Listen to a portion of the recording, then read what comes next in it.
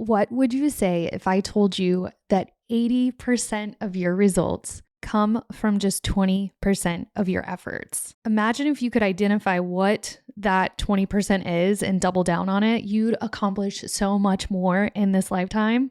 Sound too good to be true? Well, it's not. It's the 80-20 rule, and it's the secret weapon behind the most successful people that you know. In this episode of Call Her Creator, I'm going to dive into the 80-20 rule with you guys and reveal how the most successful creators and entrepreneurs use this powerful concept to maximize results while minimizing their efforts. I'm going to teach you how to identify the high impact activities that truly matter and how to let go of the distractions that are holding you back. I'm Caitlin Rhodes. Welcome to Call Her Creator, powered by Stan. I'm really excited for today's episode. We're going to talk about your efforts and how to stop getting distracted by all these little things that pop up in your head. Your eye needs to be on the prize. So I'm going to teach you how to do that, what you should be looking at, what you should be focusing on. The 80-20 rule is going to change your life if you can learn it and stick to it and live it out. So if you've been feeling overwhelmed, you're constantly busy, but you just feel like you're not moving the needle, this episode is for you. Today, we're going to go learn how to work smarter, not harder. So first, let's start off with what even is the 80-20 rule. So the 80-20 rule, also known as the Pareto principle, is a powerful concept that states 80% of your results come from just 20% of your efforts. Crazy, right? This was actually named after an Italian economist who, back in 1896, his name was Wilfredo Pareto. He observed that 80% of Italy's wealth was actually owned by 20% of the population. He then noticed this pattern everywhere. 80% of the peas in his garden came from 20% of his pea pods. So the way that this all works is the 80-20 rule it actually shows up in all areas of our life, right? Not just in economics. It's essentially the imbalance between inputs and outputs. So for example, in business, there's 80% of sales that come from 20% of your customers. Or social media, 80% of your engagement usually comes from 20% of your posts. In productivity, 80% of results come from 20% of the tasks. It's just the way that it is. Not all of your efforts are equal. You know, you're doing some stuff, there's the heavy lifting and there's the little lifting. So they're not equal. A small percentage of your actions actually lead to the majority of your results, which this kind of ties into last week's episode where I was telling you guys those small wins are the things that we need to celebrate because they actually snowball into the big things. This is kind of like that. The key here, though, is to identify and focus on that high impact 20% while minimizing or eliminating altogether that low impact that's taking up 80% of your time. It truly is the work smarter, not harder. So if something is taking you so much time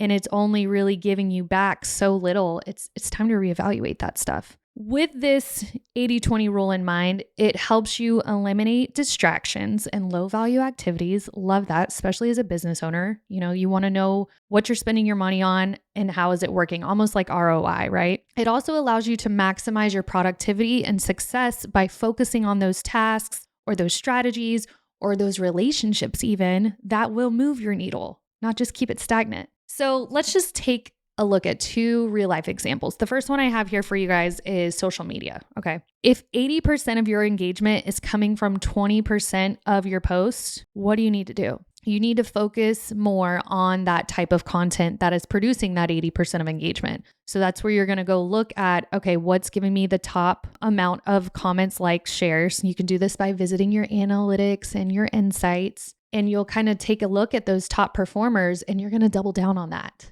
You're going to be putting more effort into those things that are moving the needle for you.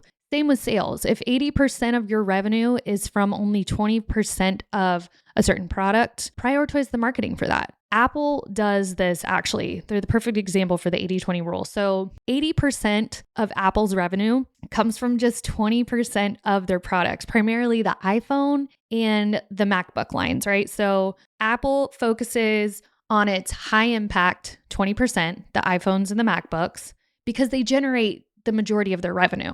That's where the profit is. This focus that they have, it's super strategic because it allows Apple to maximize their revenue, but also maintain their status as one of the world's most valuable companies, right? Another example of this is if you're on Instagram, and again, where we were talking about the 80% of your engagement is coming from the 20% of your post. If you notice that a specific reel or content format, maybe like all of your educational videos are performing really well and getting you the most comments, or maybe all of your behind the scenes clips actually give you the most engagement. If that is consistently performing better, then you need to double down on that, because that's what's drastically going to grow your account. Stop trying to be everything at once. Stop trying to put yourself in all these little places. Focus on what's working. That's what all of this really is all about, is to focus on what's working so you stop spinning your wheels and you work smarter, not harder. So the way to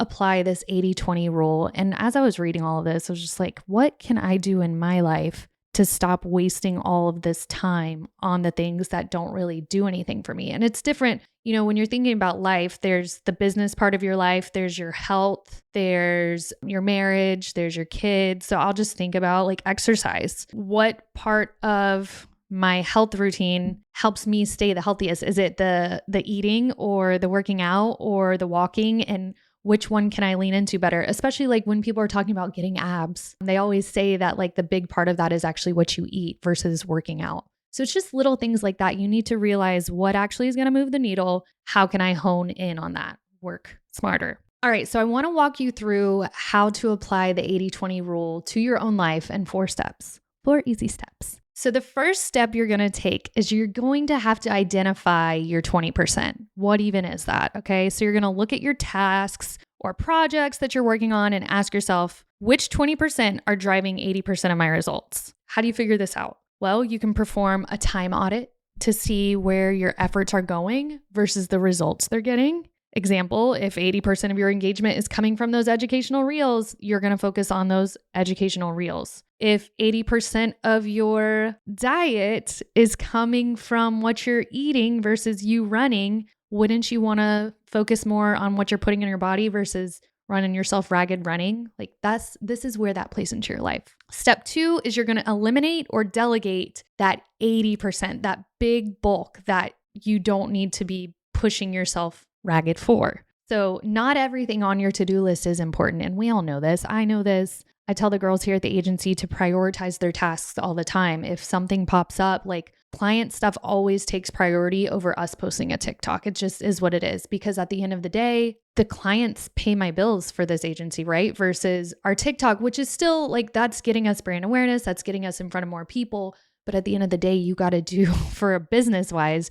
you got to do what's pushing that revenue. The same goes, like maybe you are, I don't know, maybe you think that for your business, social media isn't really your big revenue or moneymaker. Like maybe what actually helps you is calls. So you spend less time on social media and you do more cold calling.